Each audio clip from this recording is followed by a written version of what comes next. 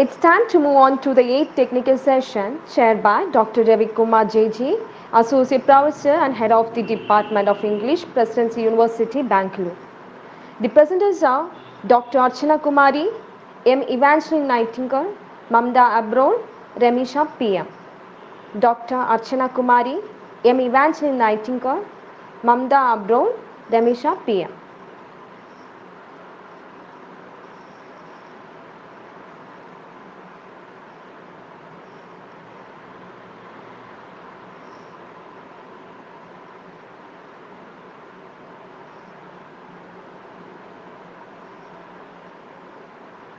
Hello, ma'am. Sir, could you please unmute, sir?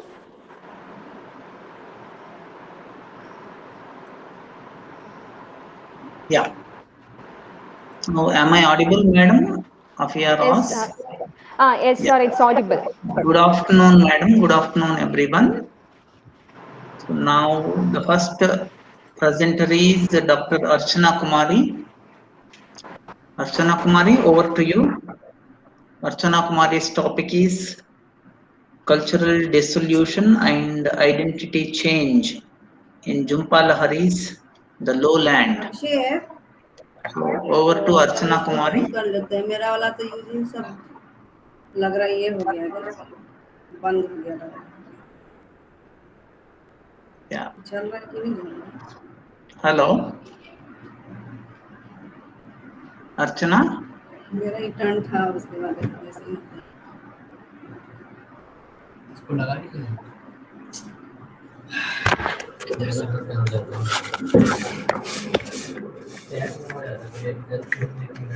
Dr.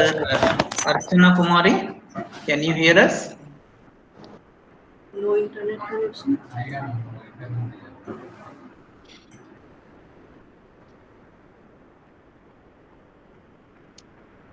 Archana Kumari, can you hear us?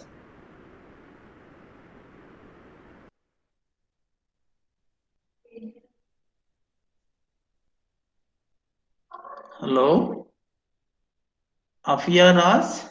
Miss Afia? Hello, sir. Sir, would you please call the second person? I'm thinking so there is some technical issues. So we are going with the second person.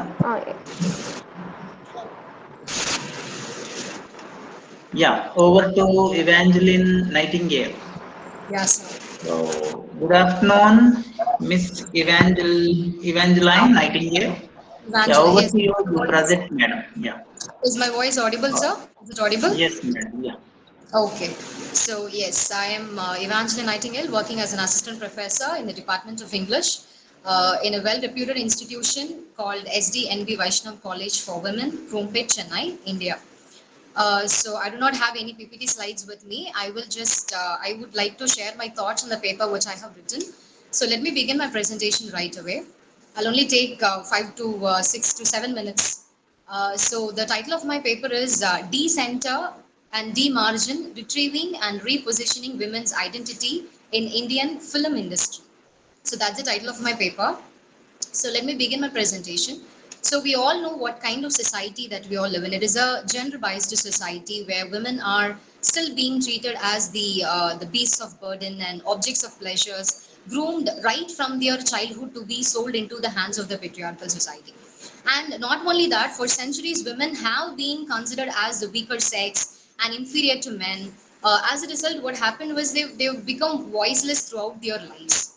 And even their duties are so very limited within the domestic sphere of being in the kitchen and cooking, taking care of their children, and doing household chores and things like that. We can see how their roles are so very limited and restricted because they were labeled as marginalized subordinates by the dominant ones, right?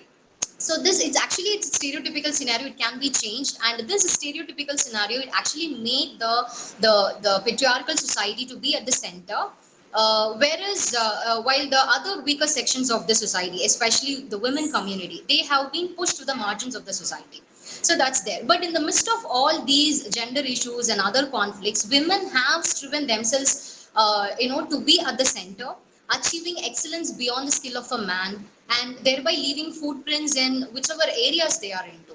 And especially, and my paper, it primarily focuses on women's achievements and their identity in Indian film industry. And the reason I've chosen Indian film industry is purely because women are achieving, they are shining in different sectors and in different arenas of their lives, but creating a nick for themselves in film industry is something so very difficult. It is very, very challenging. So that's the reason I've taken Indian film industry and women's position and their identity and their achievements in Indian film industry. So, and my paper attempts to talk about their roles, women's roles in Indian film industry, um, uh, and their not only their roles and their position and their achievements and the boundaries they have crossed, you know, to achieve what they have achieved today in the 21st century in comparison to women of the late 19th and early 20th century. So. So that's being said, and I would like to talk about, if we take the movies of the late 19th and early 20th century, we can see the portrayal of women being so very ludicrous. They are so very unreasonable because none of the movies prioritized women as a lead characters. And almost all the movies happen to be male centric, and the female characters have been brought in only to beautify the roles of the heroic characters. And even the roles of the women in such movies, we can see they are shown or they're portrayed as they're nonetheless the same as reflected in the society with all the constraints designed by the patriarchal society. So that's there. And not only that, you can see in such movies, in olden days movies, we can see the portrayal of women, like they are shown as dutiful housewives, and they are shown as dutiful mothers to their daughters and guardians of the family. And whereas the men in such movies, they will be shown only as the breadwinners of the family, and without whose presence the movies will fall flat. But that scenario is actually changing, and it has changed a lot in the recent times. And secondly, objectification of women. So that was common in the earlier movies, and it's common even now. But what I would like to say is, women come to film industry with a lot of aspirations to to showcase their talents to the world. But for various other reasons, like out of compulsion, they are made to project themselves that way, the way the society expects them to be. And in a way, they are being silenced too for various reasons, like for money or for fame or for greed, and the reasons are endless. And so this has been the case of women in the acting field. And the movies of the late 19th and early 20th century did not get to we did not, I mean, that era, that particular period, it did not produce any female directors. So we can, and it took a lot of years for women to identify their roles in the Indian film industry, either as an actor or as a filmmaker. So we can see how feminine identity that had been lost for many centuries. And this is not only in India, even countries outside India are also faced with similar experiences as well. But in the 21st century, it has actually witnessed a shift from the past to the present, because women around the globe, they have found out their voices and their identities that have been lost to them for many centuries, and women are coming to the forum, to prove themselves that they can no longer be at the margins anymore, and they can prove, that they can move towards the center and prove that they are on par with the patriarchal society. So, in order to substantiate, I would just like to,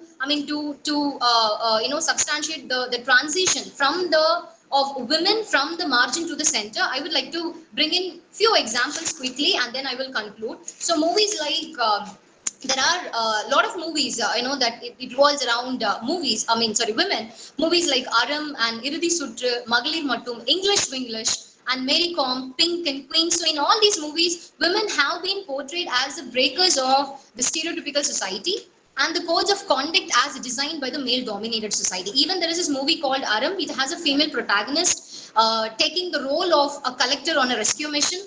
And similarly, there is another movie called Imaika Nodigal. It again revolves around a female protagonist. And there is this another blockbuster movie called Bigil. Again, it's about women playing football. But in India, the scenario is completely different, because we do not give the same importance and the adulations and appreciations that we give for women's cricket. Okay, so similarly for women football. And we adore men's cricket and we adore men's football, but again there is this gender conflict here. And that the film industry is again flourishing with a lot of female directors, like we have Gauri Shinde, we have Kritika Udayanidhi, Sudha Gongra, Gayatri. So like it's flourishing with a lot of female directors and lot of good actresses, female actresses. So through these we see women have come a long way, and they have made their achievements speak for themselves. So my question is, can we call women of the 21st century, can we call them the periphery? So the answer is no, because they have achieved so much and they are still attempting to break the conventions of the society, and they are in the process of gaining momentum in each and every day. So I would conclude this way. I would say that women of the 21st century, they have done extremely well for themselves, and their contributions in Indian film industry, they are so very massive that they can no longer be called as the periphery anymore. They can no longer be at the margins anymore, because their achievements are so very great, and it shows, and their achievements show that they have already moved to the center, and that patriarchal society will not cannot take complete control of it, and that they have to share it with their counterparts. So that's how I would like to conclude. So do we have any questions? Yeah, wonderful presentation, Evangeline. Yes, sir. So congratulate. Go ahead with your research plans. Sure. But one concern, Yes. any comparison that you are doing with the novels and movies, Sure. anything? Are you asking me a question, sir? Yes. Are Yes, you I have into novels also? Only into movies? Only movies, sir. Only movies, not novels. Only movies. Not novels. So I So have compared. resources, how you will get? Only movies, Yes. the textual resources and all that? Yes, sir. Okay. Okay, wish you all the best. Anyone would like to ask or suggest from the floor?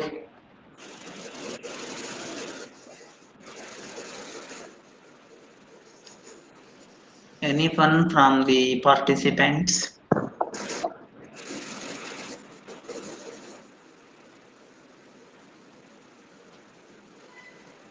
Thank you. Thank you very much, Evangeline. Yes, thank you for Yes. the opportunity to present my paper. Thank you so much, sir. Thank you. Oh, yes. Yeah. Madam Afia Raj. Yes, sir. Yes, Next sir. one is Mamda Abrol. Mamata Abrol. Yeah. Over to Mamata Abrol. Miss Mamata Abrol. Hello, good afternoon, sir. Good afternoon, everyone. Yes. Yeah. I am audible. Yes, you are audible. Okay. Myself, Mamta Abrol. I am a research scholar in English literature from University OPGS in Rajasthan. So my today's presentation paper is Study of Cultural Perspective of Parimal Murugan's novel One Part Woman. Firstly, I am talking about Parimal Murugan. Parimal Murugan is a Tamil novelist, poet, and university professor who has written 6 novels. Madhuru Bagan, who has English translation, is One Part Woman, is a novel about a childless marriage and the effect of childlessness on Pona and Kali, two landless farmers. The book highlights many problems about gender, patriarchy, and masculinity, all of which are entwined in a worldwide dictated by limited societal norms that label childless marriages as completed. One Part Woman is a book based on an elite old cultural tradition among residents of Tiruthanagore and town in Tamil Nadu Erode region.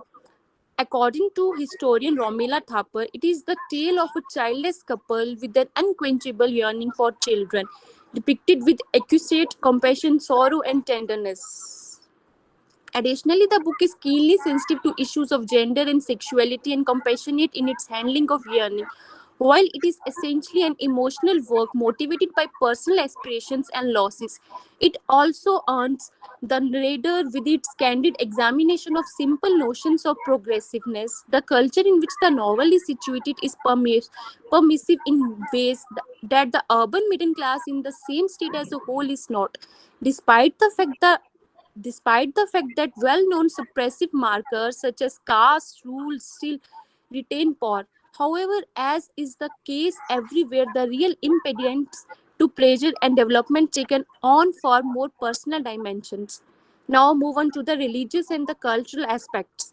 The custom of seeking impregnatation in the name of God via an unknown man seems to have gone out decades ago. Kali and Pona were undoubtedly among its last victims for ages. The traditional practice was practiced not just in India but also in a variety of other civilizations. Due to a dearth of facilities all the time, such as artificial insemination, another man could only impregnate a woman under stringent circumstances. This was also done in India, but only in rare instances when a kid was vital to the society's well being and he was impotent. The practice was known as Niyoga. Here are the rules of Niyoga from the sources. The lady would consent to this only for the sake of legally obtaining a kid, not for the reason of pleasure.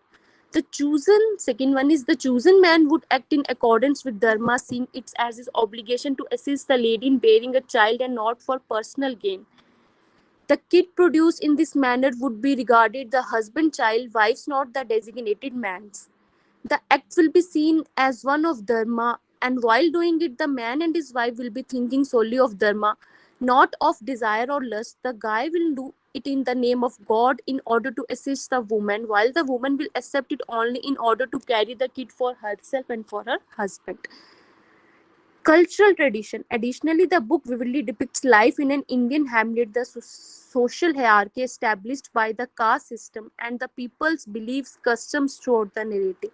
The book casts doubt on women's position and function in Indian society for a culture that professes to promote gender inequality, worshipping a god who is half woman. It is really astonishing that Indian women are appreciated not for who they are but for their capacity to achieve motherhood and devotion to the family unit.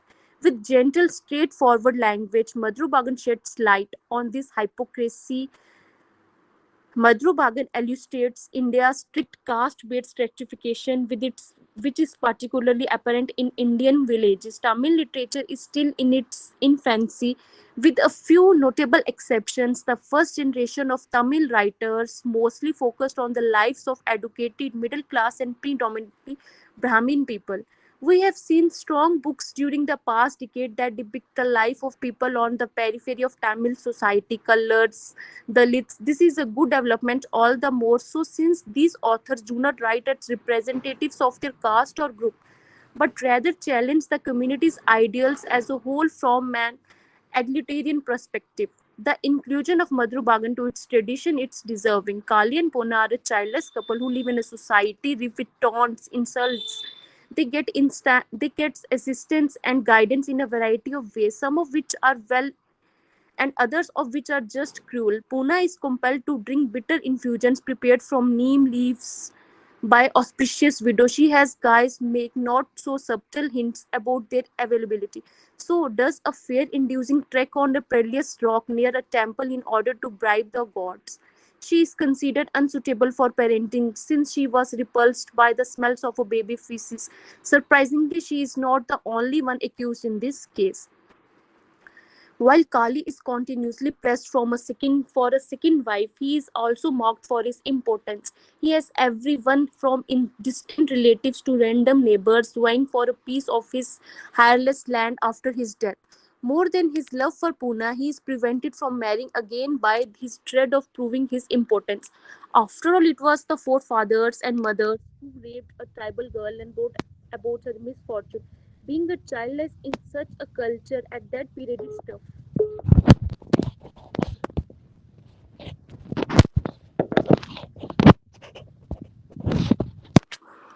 Being a childless in such a culture at that period is tough. It irritated Kalis that despite the fact that they have made a million problems in their own life, individuals took tremendous joy in poking and probing others people's misfortunes.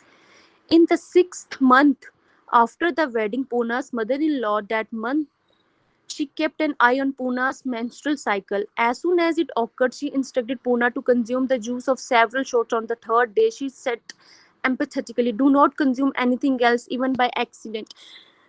The juice will be acrid." Her objective was to have a child, and she was prepared to go to any length to accomplish this aim. Casteism in rural area. Castes, traditions, and identities cultures in One Part Woman by Parimal Murugan has become a cult classic on the subcontinent and thrilling Indian readers and igniting debates about caste and female emancipation. One Part Woman is set in South India during the British colonial era but has a strong contemporary relevance. It follows a couple, Kali and Puna, who are unable to conceive, much to the concentration of their families and to the crowning delight of Kali's male acquaintances. Kali and Puna make many attempts to conceive, including offering at various temples, transgressions of deceased family members, and a mountain said to heal barren women, but all to no effect. A more radical strategy is needed, and the yearly chariot festival, which honors the deity Madhubagar, who is half woman and half man, may hold the key. The celebration culminates in a carnival on the 18th night, during which marriage restrictions are loosened and consensual intercourse between unmarried men and women is permitted. Since all males are considered gods, while the festival may seem to be the answer to Kali and Puna's problems, it quickly threatens to tear the pair apart rather than bring them closer. One Part Woman is a dramatic examination of a loving marriage that has been stretched by the expectations of others, as well as an assault on the harsh restrictions of caste and custom that continue to limit opportunity and pleasure. Now I conclude. Caste and culture plays an important role in rural society of India. It is an odd contradiction that progressive Indians, despite their desire to eliminate caste, have little or no knowledge of the daily realities of particular caste groups in their native homelands. Even as modernity stalks and often displaces these communities, they remain captive to the traditions of the past that have supported them for generations. Are they ever going to be able to live in a secular future? Parman Murugan has provided us with a peek into the nature of our common fight. Thank you.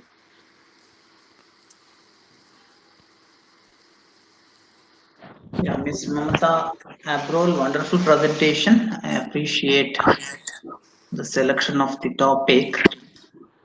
So, how many textbooks that you have completed reading of Perumal Murugan? Sir, I've just read this one is the Old Part Movement. Okay. Is there any comparative literature, comparative cultural studies? No. At present, sir, I'm working on this. Okay.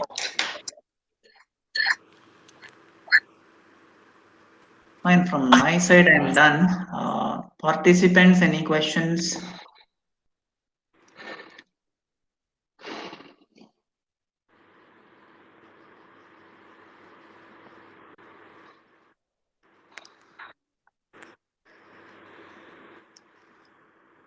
Anybody? Thank you, Miss Mamata Abrol. Now, next is, yeah, thank you. Yeah. Next is Ramesha PM. Yeah, Ramesha. Hello. Are you ready? Yeah. Yes. Yes, Yeah, sir. welcome. Am I audible? Yes. Ramesha, over to you. Thank you. Hello, everyone. Good afternoon. This is Ramisa PM. I'm a PhD scholar in the Department of English, University of Hyderabad. So the paper that I'm going to discuss today is titled as Vernacular Languages and the Construction of Diasporic Identity, a study of select Indian diasporic narratives. As the title indicates, the paper explores the significance of languages in the context of diasporic identity formation. The paper is divided into three major sections. That is, 1. Depiction of Indianness through linguistic elements. 2. Ideological clash between different generations of migrant settlers. 3. Recontextualizing the notion of diaspora with reference to accent training in call centers in India. So let's move to the first section. The history of Indian diaspora writing reflects the writer's creative sensibility to manifest Indianness through the element of nostalgia. Revival of the past and homeland in diaspora writing is achieved through not just through the notion of memory, rather by incorporating indigenous markers into immigrant sensibility. The use of indigenous languages in home spaces and community spaces in the context of diasporic narratives therefore represents the larger question of ethnicity, race, and nationality. As a prominent cultural marker, the role of vernacular languages in the construction of diasporic identities is reflected in the works of many Indian diaspora writers. Writers like Raja Rao and V.S. Naipaul have played a crucial role in familiarizing the cultural apparatuses of the East to the mainstream literary canon. Valorization of Indianness and glorification of the concept of root, I quote, embellished in nostalgia are presented in the works of many early diaspora writers. Writers like Salman Rushdie have experimented much with the notion of homeland and Indianness, especially in his work Imaginary Homelands. His unique way of incorporating regional Indian diction and slang, which is popularly known as the chutnification of languages, has achieved wide critical acclaim. Writers like Bharati Mukherjee and Minal Hajratwala explored the process of linguistic community formations in host nations. Mukherjee's Jasmine provides an exclusive account of the lives of migrants in Indian ghettos or miniature Indian communities in the West. The significance of regional languages in the process of identity formation is reflected in the manner on how they cherish Hindi or regional music cassettes and magazines. Similarly, Hajratwala, in her book titled Leaving India, provides a historical account of her forefathers from the northern states of India migrating to Fiji and forming linguistic community colonies in Fiji. Let's move to the next section, titled as Ideological Clash Between Different Generations of Migrant Settlers. Significance of vernacular languages in multicultural environments opens up various nuances of immigrant sensibility, ranging from attempts to fit in, process of assimilation, estrangement, displacement, and discrimination. Unlike the first generation migrants or early settlers, the second generation migrants negotiate better with the cultural shock to some extent.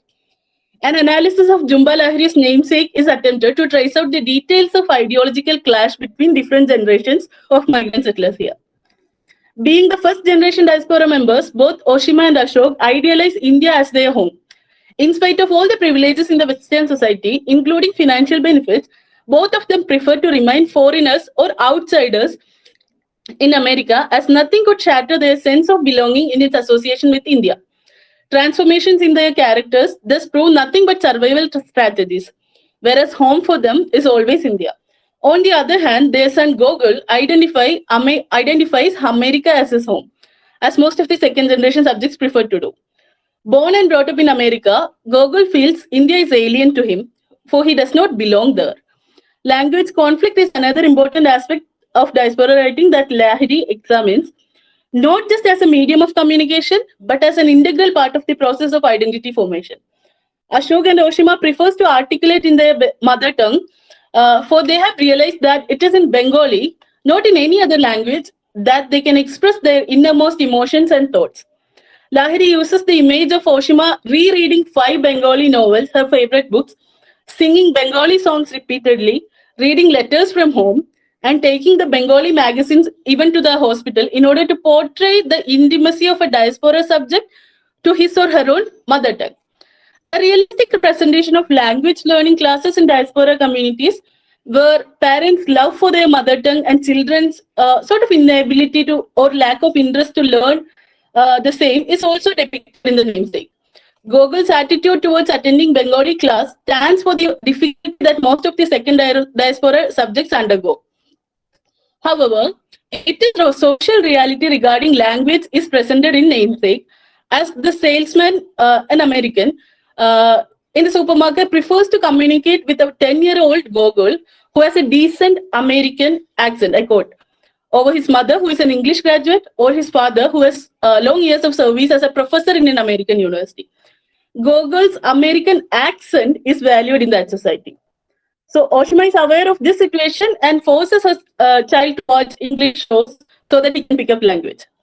Similarly, Jasmine in Bharati Mukherjee's novel is presented as an aspirant migrant who makes use of every opportunity to strengthen her linguistic skills. Assimilating herself to the linguistic parameters of the host land appears like a survival mechanism to her. Farzana Doctor, another writer, depicts yet another diasporic reality of language learning in her book titled Stealing Nasreen. Nasreen, a well-educated, assimilated, second-generation migrant, begins to attend Gujarati classes in search of her roots while she was mourning her mother's death. However, another character in the novel, Selma, who was an English teacher in India, fails to find a job in the US and eventually started Gujarati classes as a survival method. All these works address the notion of linguistic hierarchy in diaspora. At this juncture, it is important to analyze the notion of new linguistic world order. Joshua A. Fishman introduced the notion of new linguistic world order in the late 90s to predict the decline of superiority of English language in the 21st century. He observed that globalization and liberalization would encourage multiple regional languages to flourish across the world, which will adversely affect the colonial hegemony of English language. However, as we all know, in reality, the linguistic hierarchy took on a different turn with the advent of globalization. So to analyze that particular thing, I'm moving on to the last section of my presentation, which is titled as Recontextualizing the Notion of Diaspora with reference to the accent trainings in call centers in India. So I have used Raka Shom's essay, Thinking Through Diaspora, Call Centers, India and the New Politics of Hybridity as the primary source here. So Raka Shom re-examines the concept of cyberspace and digital diaspora with reference to call centers in India that flourished in the age of globalization. The availability of cheap labor force has attracted many of the reputed MNCs from developed nations, US, UK, Canada, and Australia, etc. As Shom argues, the logic of space, time, and otherness have different implications in the age of digital diaspora. Though the workers in Indian call centers are geographically located in their own their own nation in some cases, they get transformed to a third space, which is neither their homeland nor the nation for which they are working, but the luxurious corporate buildings in which they work. The idea of in-betweenness in the age of digital diaspora is manifested through their workspace, which affect their spatio-temporal zones to a great extent. Deliberate efforts from the workers to upgrade themselves to suit the Western way of living often leads to identity crisis.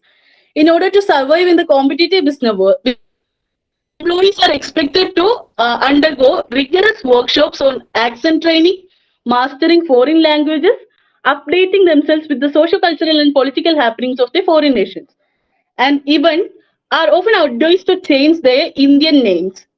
They are often forced to presume a fake foreign identity with an Americanized name and accent. Shom defines the process of de-Indianization, I quote, in call centers as the modern form of imperial racism. The visual non-existence of Indian call center workers make their voice as the transnational element in this context. And he says any manipulation on the voice and accent of techno coolies is the new politics of hybridity. Thank you. Over to you, sir. Yeah. Ramesha, wonderful presentation. I appreciate the way you are doing it. Thank you, sir. So any comparative study that you are doing in diaspora with the writers? Not really, sir. I am working on diaspora and queer studies. That is my PhD dissertation. But for the presentation today, I have picked up only language aspect and focused on certain writers. All of them are originally from India and settled in different parts of the West. You're from Central University, Hyderabad? Yes, sir. Yes. So who is your research supervisor? My supervisor is Dr. Sirisha Telugu. Sirisha. In the Department of English. Okay, all the best. I don't have any questions. And over to the floor. Participants, do you have any questions? Ramesha, wait. All right. Participants, any question?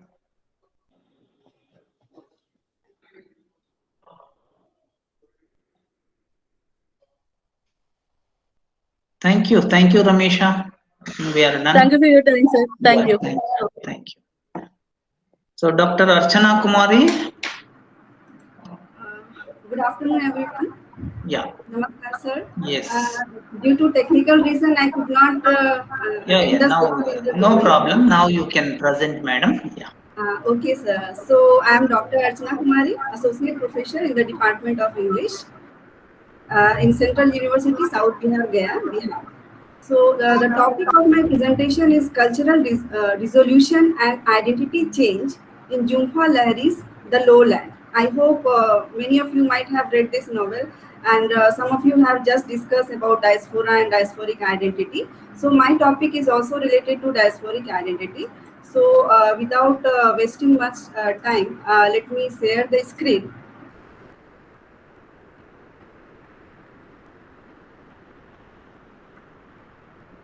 Okay, is my screen visible to you all? Yes. Is it visible? Yes, ma'am. Okay, thank you. So, as I have already given my introduction, okay, so this is the introduction of the topic of my presentation. So, the topic of transculturality and identity is very prominent in Jhumpa Lahiri's work in general and in her novel The Lowland, which was published in 2013 in particular. So different characters of this novel can be analyzed in terms of it. The novel traces the traumatic effect of a family event upon members of different generations, that is wife Gauri, brother Subhas and daughter Bela, whose lives continue to unfold outside India. The present paper discusses and analyzes the complicated identity of the female protagonist, Gauri, that keeps changing throughout the novel as she moves to live in different places and cultures.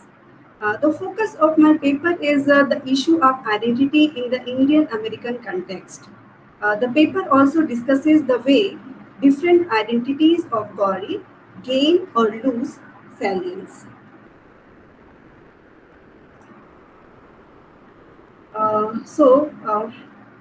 Before I discuss the topic, let us have an overview of some of the definitions and concepts of identity. It is quite difficult to define the concept of identity because identity formation is always in progress. That is, it keeps on changing, and once identity, you can say, it is not stable.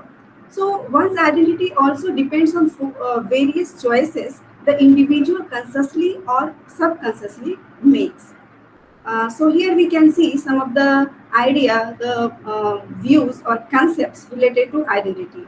So Grossberg has talked about identity by saying that identities are always relational and incomplete.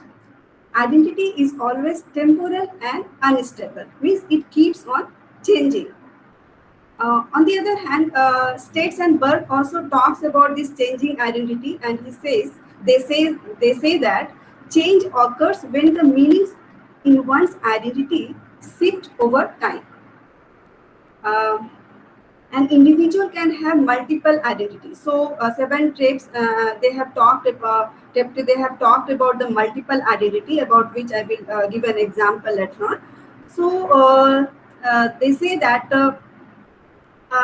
all identities are not at the same importance at the same time. Means it has its significance in different contexts. Okay, so that is, we can say that some identities may be more dominant than others. So Burke and States have talked about multiple identities, and according to them, they say that they have given one example. They say that one can be a teacher, a wife, a mother, a friend, and so on. Each position has its own meanings and expectations that are internalized as what we would now call an identity. Each of these multiple selves we now recognize as different identities. So these are the different selves of a particular person in different context, different situation.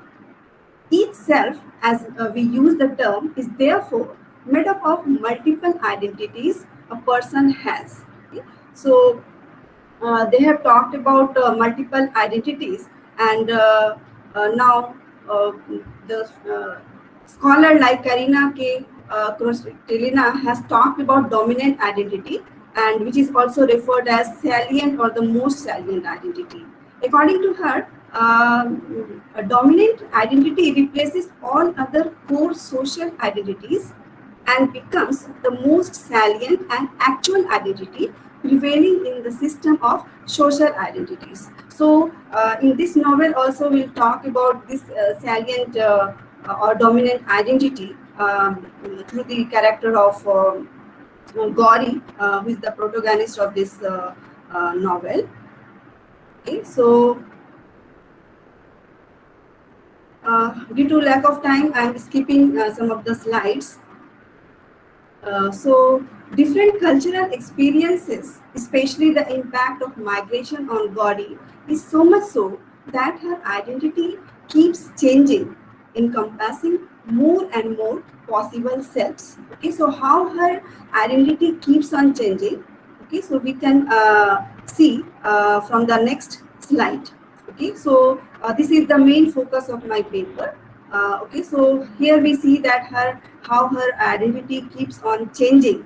Okay, so sometimes her identity is as a mother, then as a student, and then she becomes less Indian and more American. Then also Jufa Larry has talked about Gauri's sexual identity, in which I will talk the various instances which support this idea. And at last, I will talk about Gauri's future identity, that is an academic.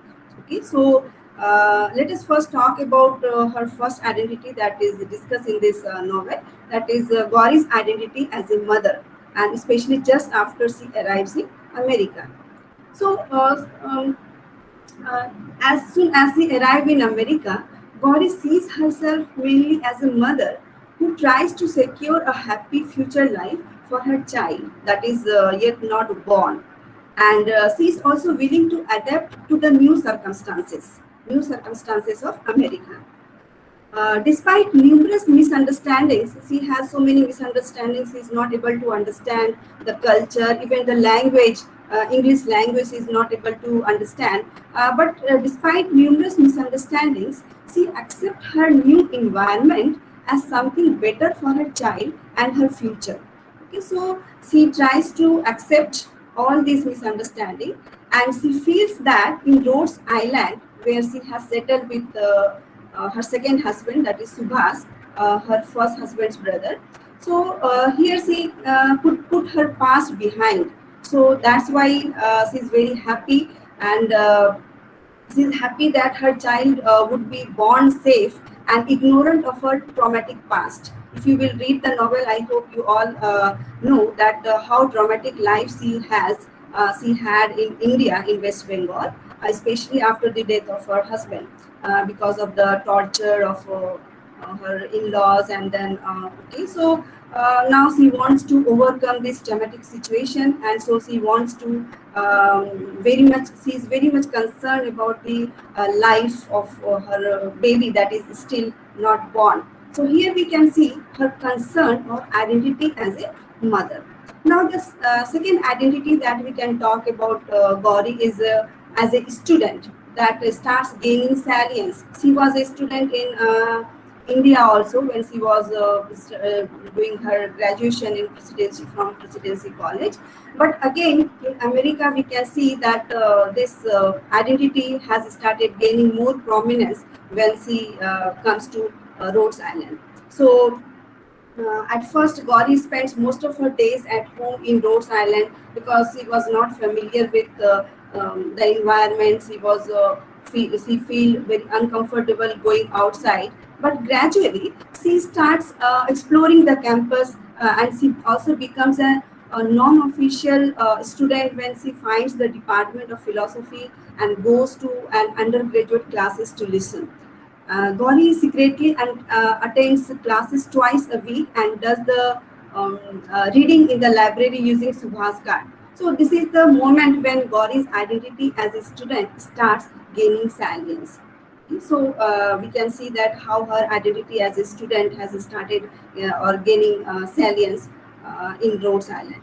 Now the next identity that we can talk for Gauri is that she feels that she is less Indian and more American, especially after she has cut her hair and clothing also. So after her arrival in America, Gauri has acquired two identities, about which one we have already talked, that of a non-official philosophy student and that of a being less Indian but more American. So the latter identity, that is less Indian and more American, is completely new, about which we were not aware of earlier. So this identity is very much new, and while the former one, that is her identity as a student, philosophy student, could be seen as an identity that she had in India when she did her bachelor degree in philosophy. So now another aspect of her identity that we can talk about Gauri is her sexual identity, and Zulfa Lahiri has talked about given her different instances of this sexual identity. Okay, so Lahiri has talked about Gauri, and she says that when Gauri marries Udayan, her first husband, in India, they hardly discuss the topic of sex. So we can see in the beginning she was very passive in the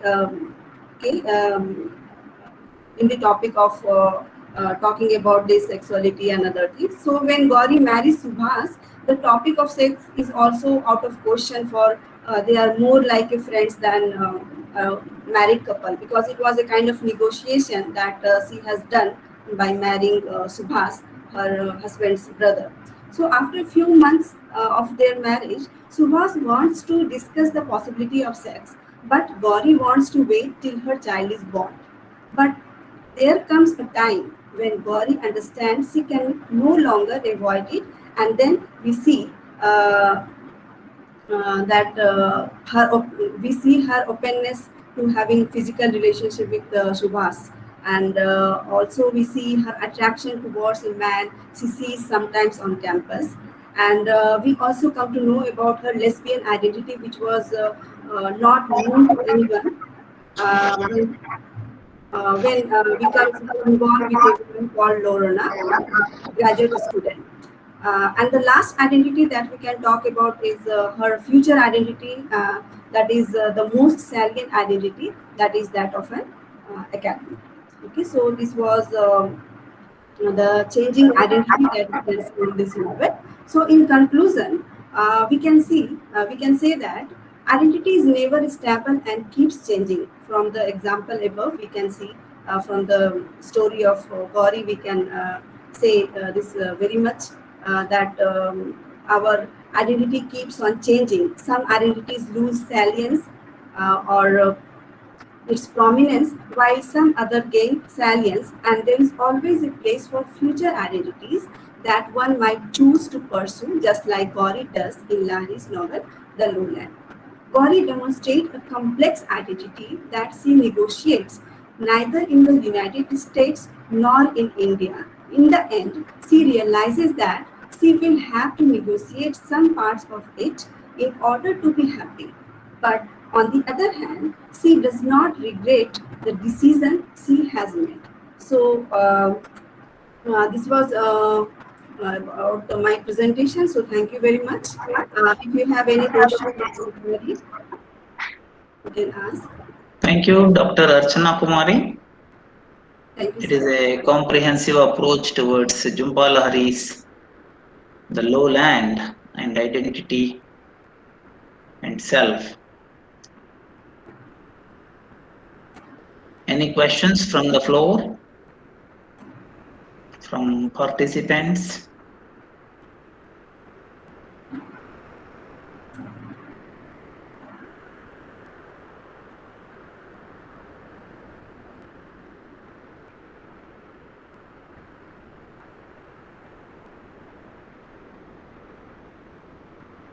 Anybody? Yeah, Dr. Archana Kumari, madam, thank you so much for your wonderful presentation and comprehensive outlook on that. So, thank you one and all. I think I am done today.